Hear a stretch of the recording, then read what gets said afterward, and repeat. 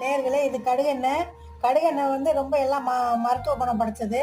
இதுக்கு தடமத்துக்கெல்லாம் யூஸ் பண்ணுவாங்க. குழந்தைகளுக்கெல்லாம் தேய்ச்சி விடுவாங்க. பிறந்த குழந்தைகளுக்கே தேய்ச்சி மாலிஷ் பண்ணுவாங்க.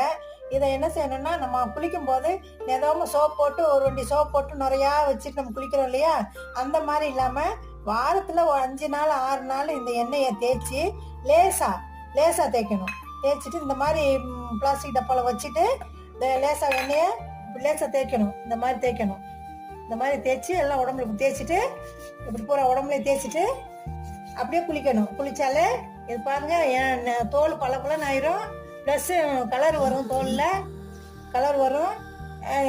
இந்த மாதிரி அப்புறம் சோப்பு வந்து நிறைய சோப் போடுறதுனால உடம்பெல்லாம் வாங்குவாங்க, அந்த சொரிஞ்சாலே வெள்ளை வெள்ளையாக வரும். அந்த மாதிரி இதில் வராது. அதனால நீங்கள் இந்த எண்ணெய் எங்கள் கடை எண்ணெய் எல்லா இடத்துலையும் கிடைக்குது.